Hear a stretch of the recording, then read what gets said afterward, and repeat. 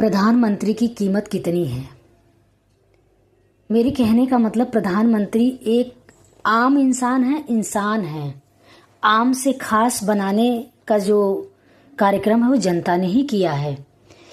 जनता ने ही उन्हें अपने चांद पर चढ़ाने का काम किया है। कहने का मतलब कि चाहे वो केंद्र में हो चाहे वो राज्य में हो। और जनता, मैं भी हूँ, एक साधारण जनता के भाग से आती हूँ। कहने का मतलब ये है कि आज वो दौर चल रहा है कि सरकार एक सामान्य व्यक्ति जो कि वोट बैंक है, वोट के तौर पे गिना जाता है, सिर्फ वोट डालते समय ही उसकी कीमत है।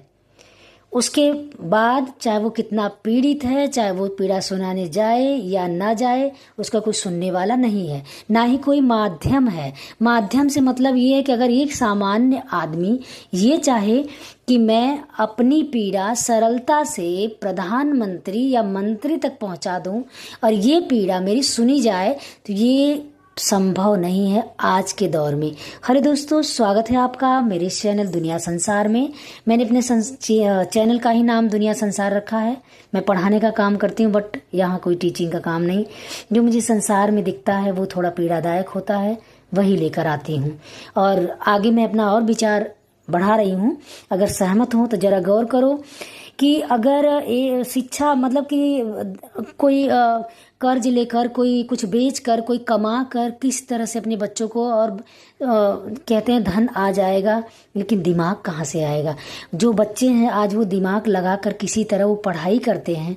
पढ़ाई करने के बाद पेपर लीक हो जाएगा, पेपर गलत छप जाएगा। अरे भाई, कोई कानून भी है।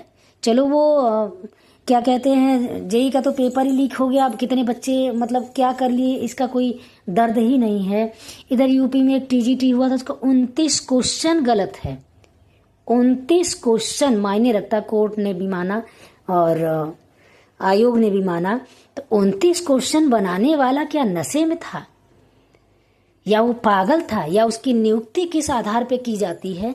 एक क्वेश्चन या 0.5 से तो आप सिलेक्शन नहीं देते हो, लेकिन 29 क्वेश्चन मायने नहीं रखता। सेम वे वही आज ऐसा समय आ गया कि जो पुलिस कमान संभाल रही है। प्रधानमंत्री का कीमत इतना बड़ा है कि किसी का प्राण निकलने वाला है, वहीं दिल्ली में रहते हैं। ऐसा नहीं है कि उसके पास जाकर समझौता कर लेते, पूछ लेते, या पूछने के बाद एक्शन कर लेते कि भैया नहीं मानोगे तो लो मैं एक्शन कर रहा हूँ। लेकिन वो सीधे पुलिस हमला बोलती है सिविल ड्रेस में और उठाकर ले जाती है गठरी बनाकर।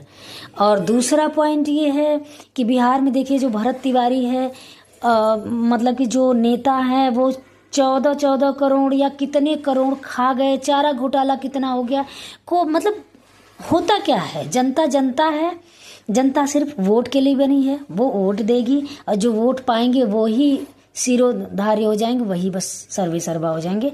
जनता उसके बाद कीड़ा मकोड़ा में बदल जाती है।